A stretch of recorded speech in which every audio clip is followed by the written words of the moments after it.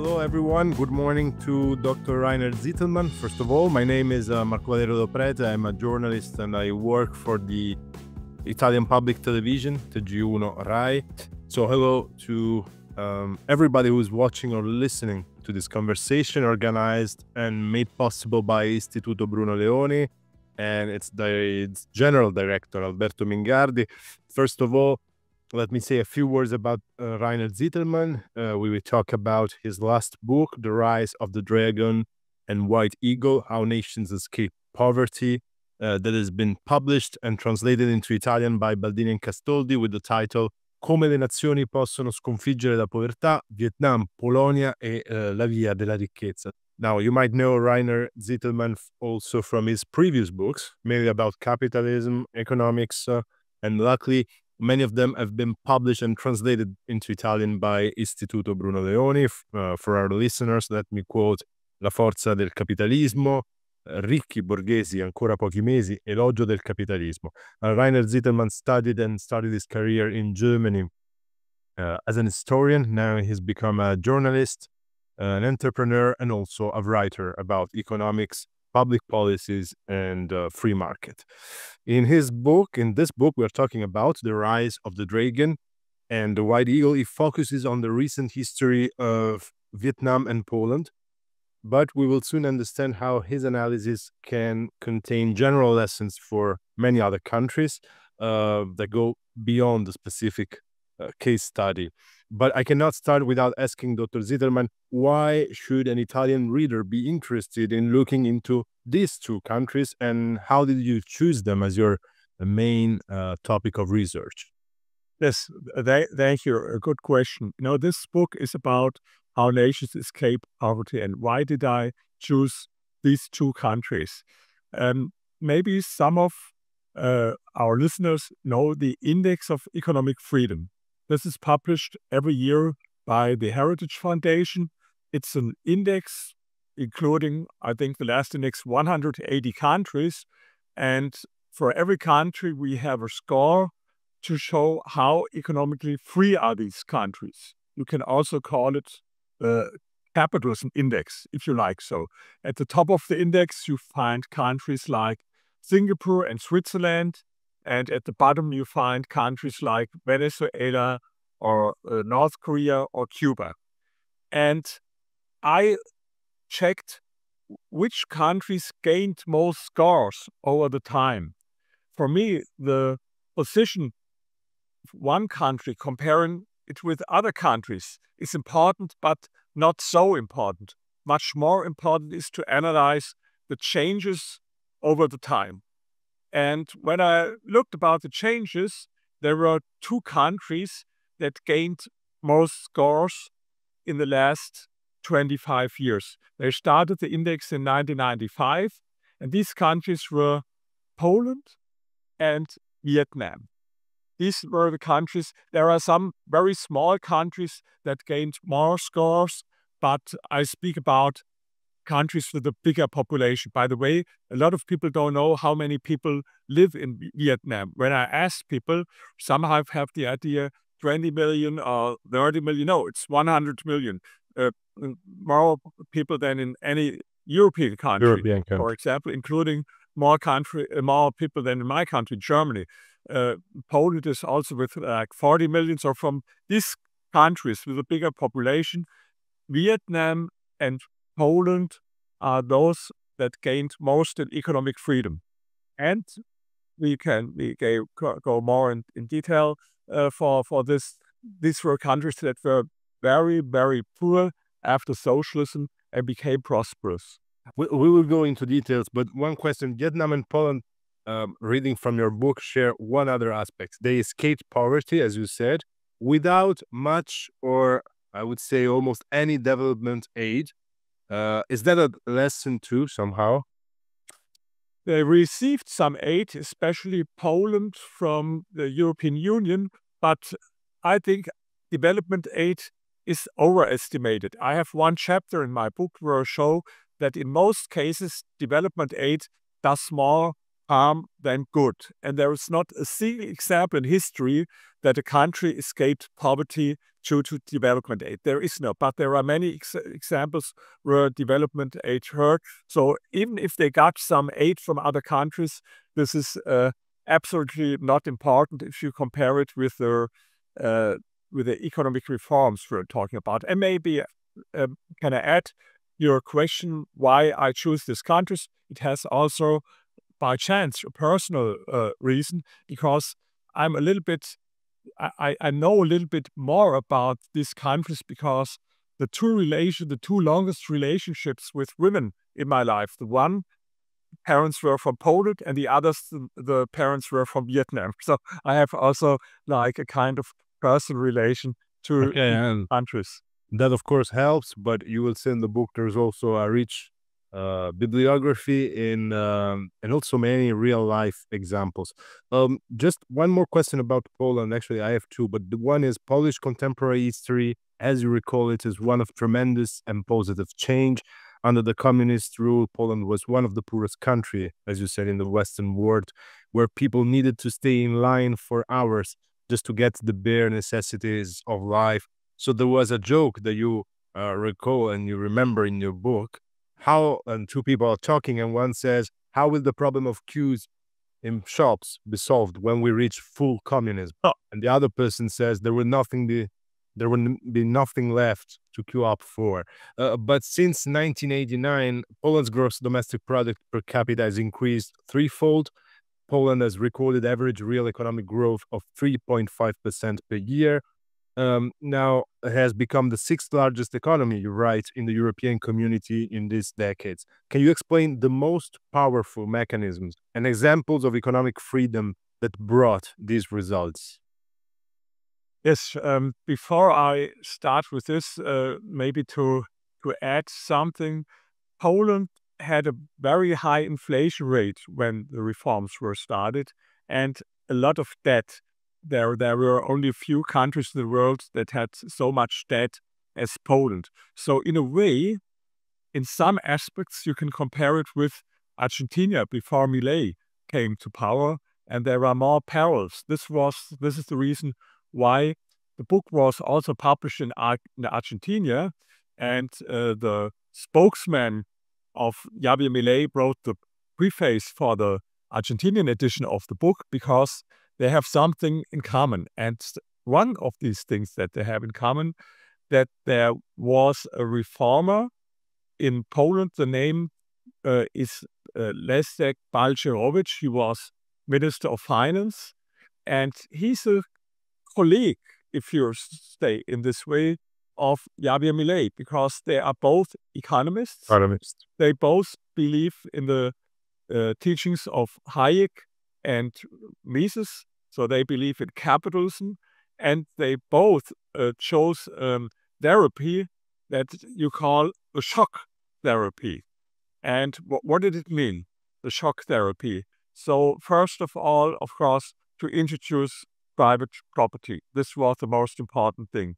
Also to privatize some state-owned companies, but there are still state-owned companies today in Poland. More important than privatizing these companies was to create an atmosphere to have economic reforms that new companies could be founded. And I think also it's very important to add how this privatization worked. We had also privatizations, for example, in countries like in Serbia or in Russia, but they called it privatization. But in the end, it meant that some of the communist elites took them for them with a lot of, they bribed people. And this was not the kind of privatization that happened in Poland. So it also has to do something how honest are the people who led this process. And in Poland, there was a very humble and honest man, Balcerowicz. Sometimes politicians or people play also a great role, and this was in Poland. Yes, and then they started with all the things that you have to do, not only allowing private property and privatization, but lowering taxes and all this stuff. And but one very important lesson is that these reforms worked. You noted it since 3 decades. Poland is Europe's growth champion. There's also a book with this title, Europe's Growth Champion. But, and this is the most important lesson I told also to the people in Argentina when I was there. First, there were 2 years where the GDP decreased and the number of unemployed people rose. And this happens always because, in socialism, according to official statistics, there was no one without a job. There were like zero unemployment. Of course, this was only fake.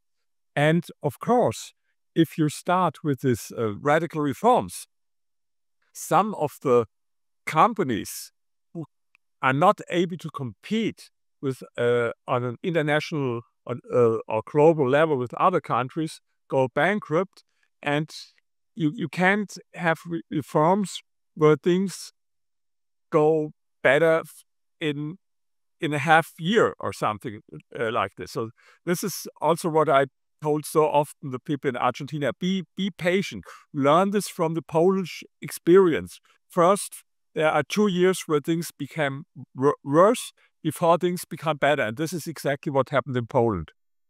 Well, one short question about what's happening now in Poland. In your book, you seem a bit less optimistic about changes that have been taking place since 2015. I ask you why. And did recent elections at the end of 2023 with the current government led by Prime Minister Donald Tusk and his civic coalition changed the course again, maybe for the better? What is your idea on this? Yes. This peace party that came to power in 2015, in other European countries, we see them as a right-wing party. In a way, this is correct. So with questions as migration, for example, or nation, or maybe religion, you can call them right-wing. But in social politics and in the economy, this is a left-wing party. This is very important to understand, because they stopped privatization. Even they started to nationalize some banks again, and they started big redistribution programs. So this is really a left-leaning party in economics and in social politics. We have it in some European countries, that some parties, it's similar with the Le Pen party in France. They call them right-wing. But if you look at their economic ideas and social ideas, you find a lot of socialist ideas. And this is what happened in a lot of countries. So, yes, and then now we have another Donald Tusk again, another government. And it's hard to say, yes, in a way it's better, because they didn't go on nationalizing companies or with big redistribution programs. But on the other hand, they didn't start new free market reforms, what would be necessary for Poland. So I think Poland would need now a new Balcerowicz with new economic reforms, because this is what happens very often in countries. In the moment, or after some years, a country became prosperous, they start again with redistribution, and they forget why they became successful. In Germany, my country, it's the same. We became successful after the Second World War because of Ludwig Erhard's free market economy, but now we have a big government, big state, and this is also another lesson, that countries, you can't gain freedom, economic freedom or political freedom forever. It's an always ongoing fight between market economy on the one hand and socialism on the other hand. And And for the future of Poland, it's hard to say.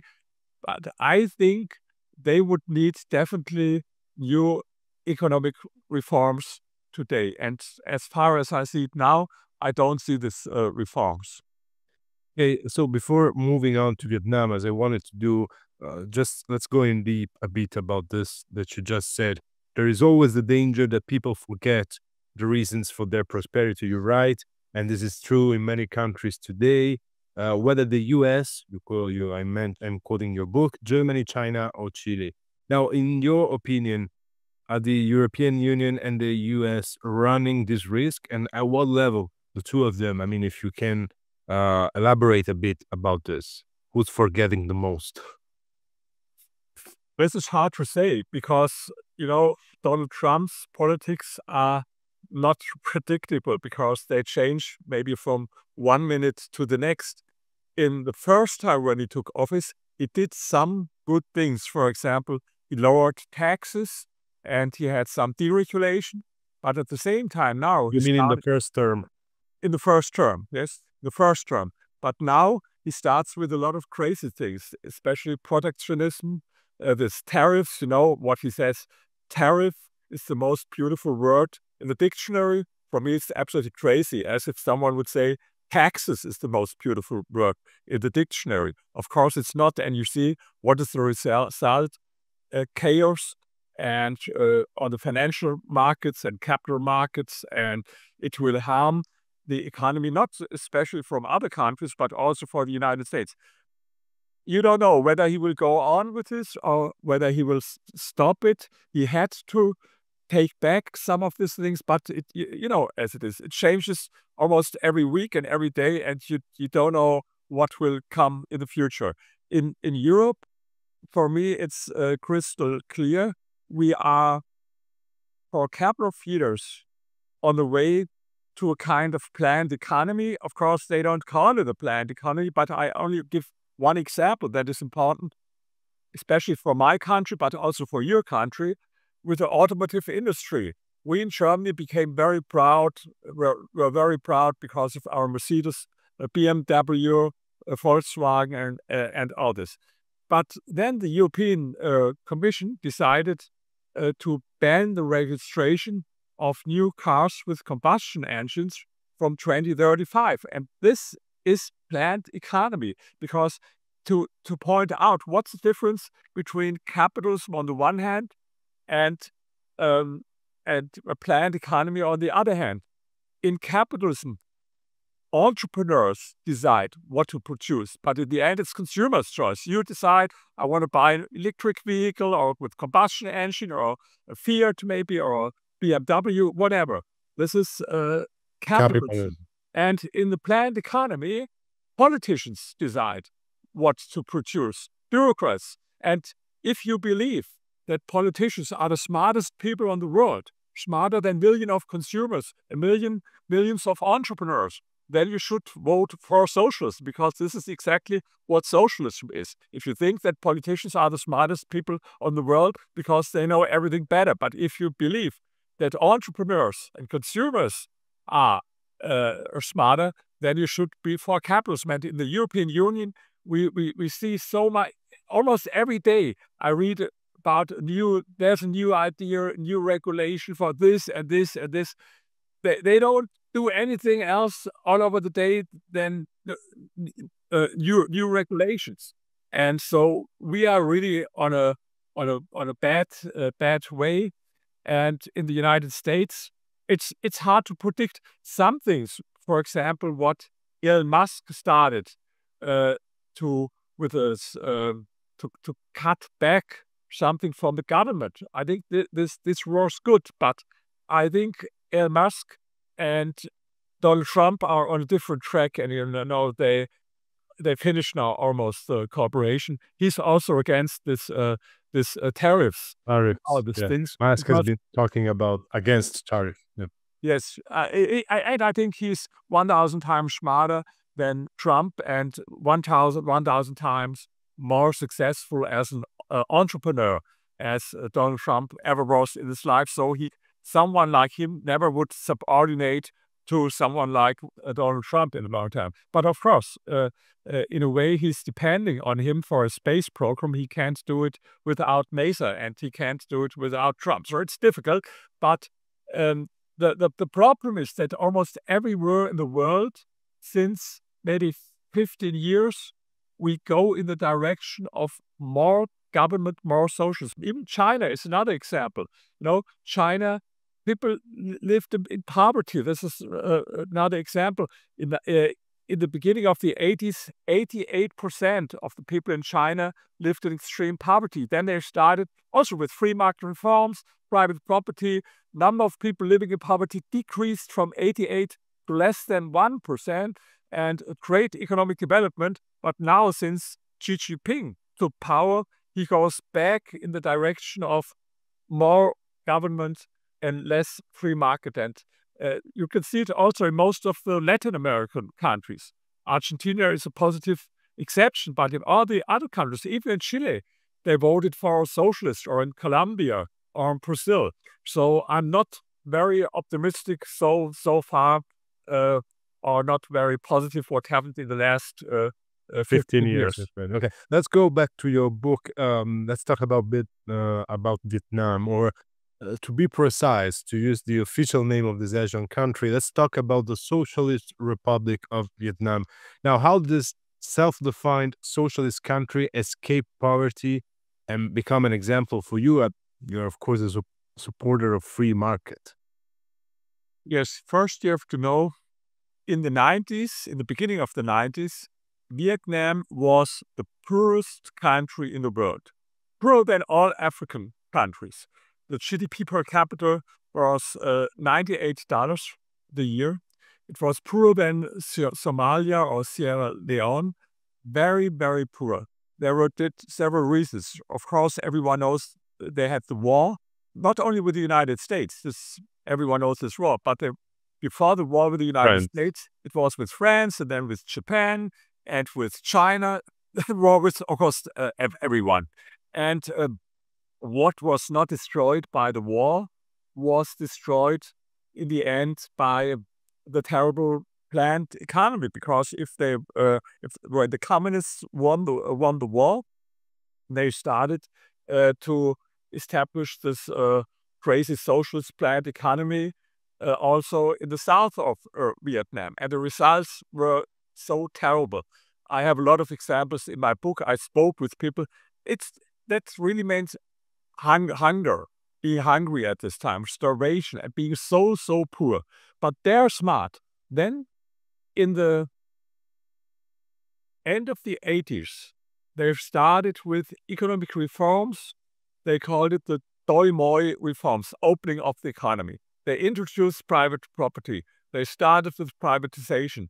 And especially, they opened the country for the whole world. They have a lot of free trade agreements with a lot of other countries. They welcomed foreign investors, and the result is amazing. Only to give you one number, in the beginning of the 90s, 80% of the people in Vietnam lived in poverty. Today it's 3%, from 80 to 3%. Of course, it's not a pure capitalist country, but there is no pure capitalism. In Germany and in Italy, it's also not pure capitalism. Everywhere in the world, we have like a mixture between socialism and capitalism. I compare it with a test tube with two ingredients, market and state, or capitalism and socialism. And then you can watch what happens if you add more market, as they did in Vietnam, or if you add more state, as they did, for example, in Venezuela in the last 25 years. And yes, they call themselves socialist and with a communist party, but I had lectures there at 4 different leading universities, and it's easier to find a Marxist in a university in Germany or Europe or in the United States than in Vietnam. I don't think that there's many people who believe in Marxism or socialism. They call themselves this way. They call it a socialist market economy, but they think very entrepreneurial way. And what is also important, they admire rich people. They admire. That was the next question I wanted to ask you, because I found this book really fascinating, and it's 237 pages of the Italian edition. You recall history, of course, as you said, as you have done until now. You describe public policies that have been enacted and many interesting statistics, but also you go in depth into explaining society and its cultural developments. And one particularly interesting result of your surveys in Vietnam that you were maybe was to mention was that nowhere else in the world is the percentage of people who say that becoming rich is important, you're right, as high as in Vietnam. So we also learn that social envy is really low in Vietnam compared, for example, with other European countries. How do you explain this? And what are the main consequences of this attitude in real life? Yes, this is correct. To add this, we did a survey in now 13 countries. Also, Italy was included. I have it in this other book that you mentioned at the beginning about the attitude toward wealthy people and about the social envy. I calculated something, the social envy coefficient, to compare how envious are people in different countries. And the most envious people in our survey in these 13 countries were French people. France was at the top, and followed, unfortunately, by my own country, Germany, being so envious. Italy was a little bit like in the middle, not so extreme envious as for France or Germany, but on the other end of the spectrum, you see Poland, Vietnam, South Korea, and Japan. Of course, they are also envious people, but much less than in the other countries. And you see it if you ask them questions about wealthy people. They see wealthy people more as a role model and not as a scapegoat. And the funny thing is, I'm invited to many lectures in many countries. In the last 2 years, I've been in 30 countries, and I was invited in a lot of cases to universities or young people. But the only time I was invited from one of the leading universities of a country for a lecture, how can we improve the image of wealthy people, was in Hanoi, Vietnam Foreign Trade University. They read my book, they translated my book, and they had their own survey about it. And so they had a workshop about how to improve image of wealthy people. And I can't imagine being invited in Germany, Italy, or even Italy. in Italy about this. So they have a very positive attitude towards rich people. And the same is in Poland. The same is in Poland. And why is this important? You asked about the consequences. I think economists, I'm not an economist. I have 2 PhDs in history and sociology. Of course, my focus was always economic history, but I'm not, in a narrow sense, an economist, but historian and sociologist. But I think that some economists, they underestimate the importance of such cultural factors.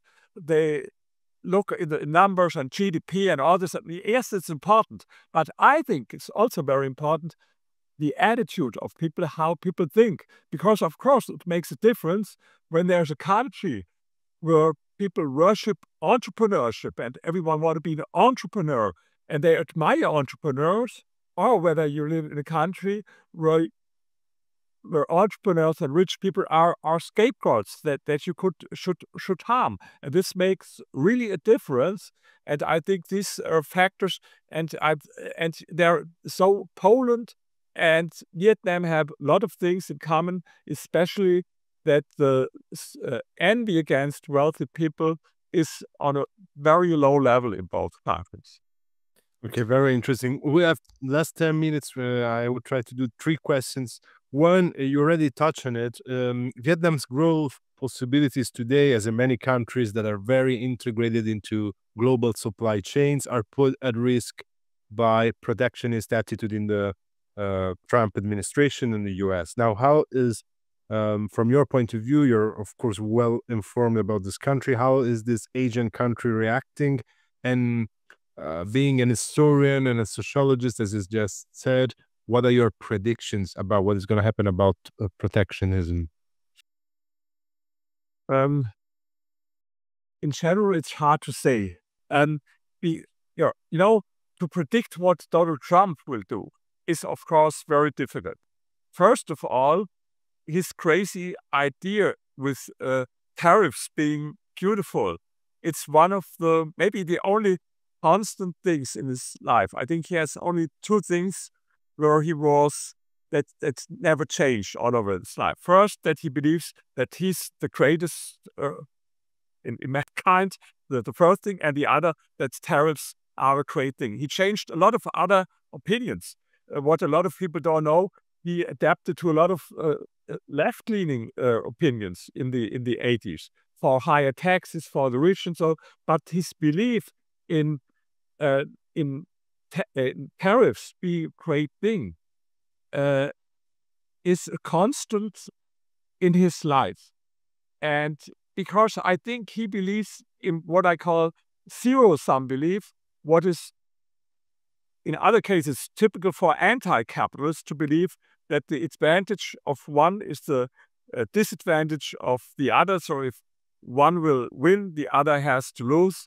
And he believes in scapegoating. So scapegoating means if we have problems in the United States, in the 80s, he said, this is the fault of the Japanese, and today's Chinese or German, always everyone else, and tariffs. But of course, he sees now that what he does, the consequences, especially on the capital markets, and I hope so, this is what I hope, that it will force him to stop and to correct it. He did it in some way. That's for this pause for 90 days now, especially for Vietnam. It's very interesting. The first post that Donald Trump did on his own social media account after he had these taxes was about Vietnam, because he said that the prime minister of Vietnam contacted him and made a suggestion. And this suggestion is very typical for Vietnam, because he said, let's have zero tariffs for all, what I would predict. You see, it's a very free trade approach. Whether he will be successful with this or not is another question. But Vietnam was the first country, also the European Union. Yeah, European Union is second. No, but only for some industrial. Some industrial products. But Vietnam said for everything, let's have zero taxes, what is, of course, like a free market approach. And Donald Trump was very proud to get here. They reacted, and I will talk with them. You don't know what happened, but the great thing with Vietnam is so I see some opportunities. They have a very, very good relationship with the United States, and they love Americans. This was also surprising. Yeah, that's in the survey. Coming to Vietnam, because after this war, I have it in my book.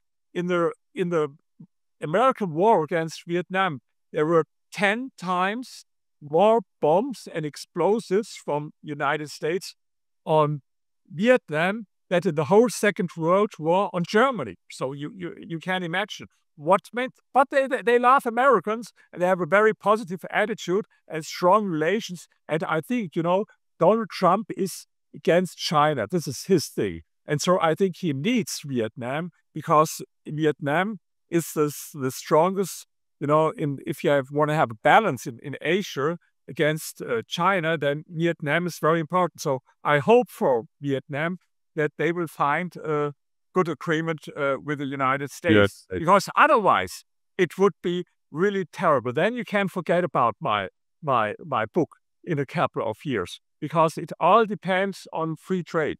Yeah, but as we said before, this book, even if tariffs will kick in, still remains useful, I think, because, as I said, it goes into history and sociology, and also cultural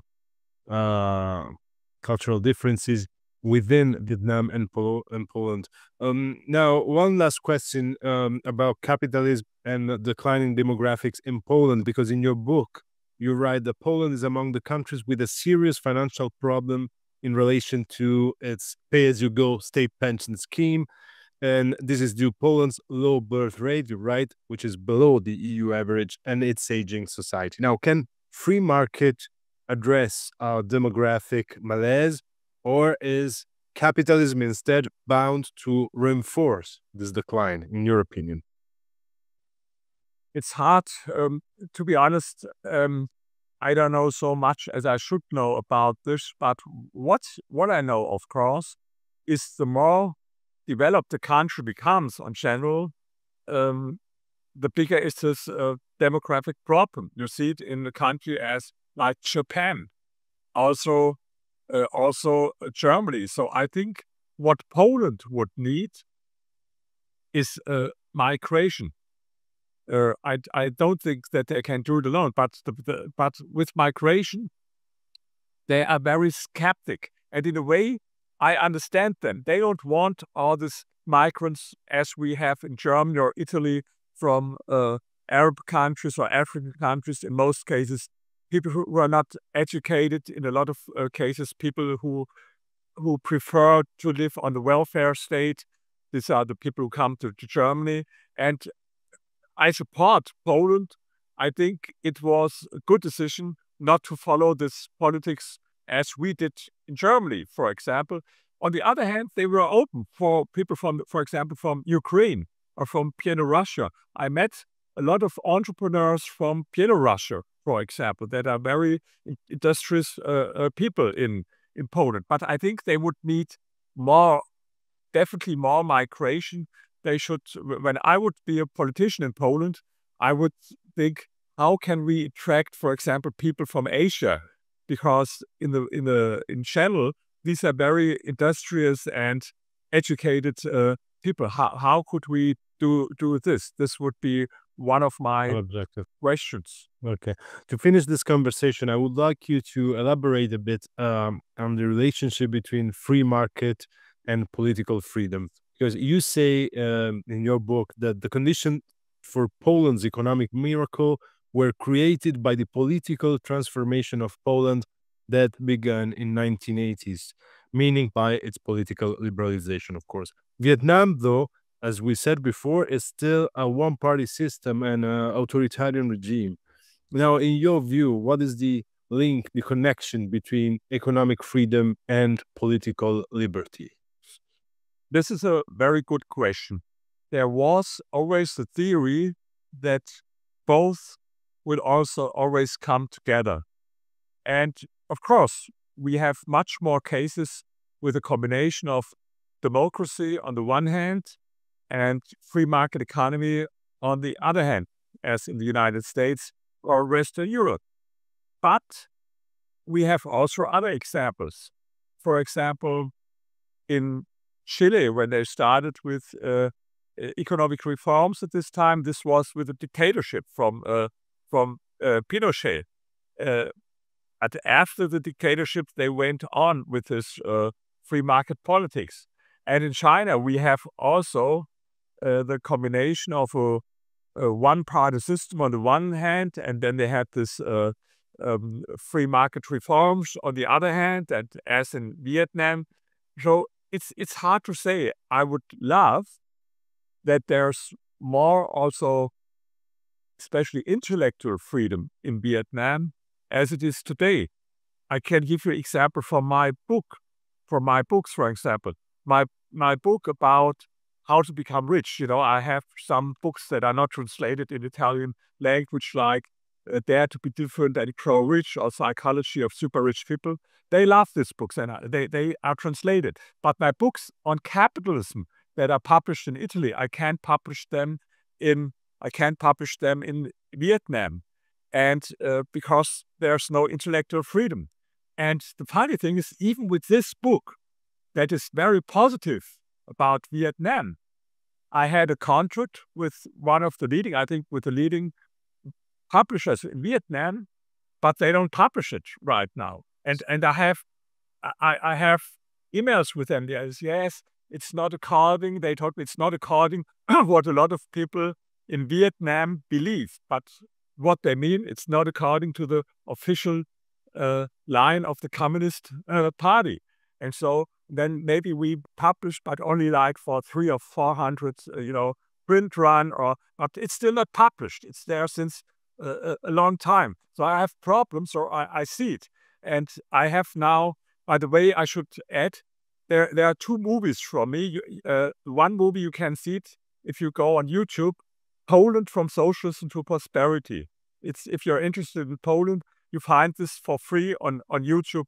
If you Google this, Poland from Socialism to Prosperity. And now I made another film about Vietnam.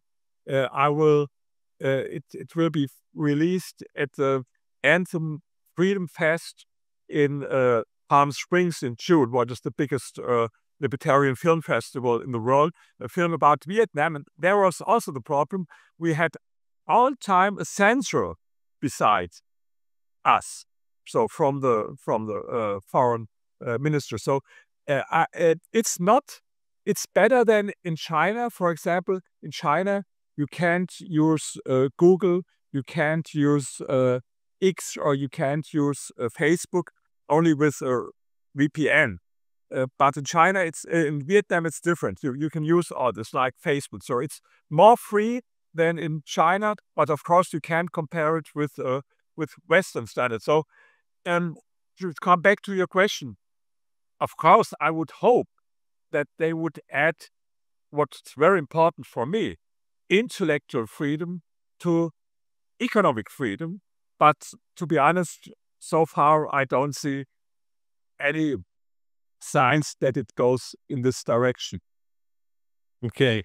Well, thank you. Thank you again to all the viewers and listeners. Thanks to Dr. Rainer Zitelmann, author of The Rise of the Dragon and the White Eagles. Of course, Istituto Bruno Leoni will show it even better, but this is the cover of the Italian edition. It has been published and translated by Baldini+Castoldi with the title Come le nazioni possono sconfiggere la povertà, Vietnam, Polonia e la via della ricchezza. So I would say to enjoy the reading, everybody, and buona lettura a tutti.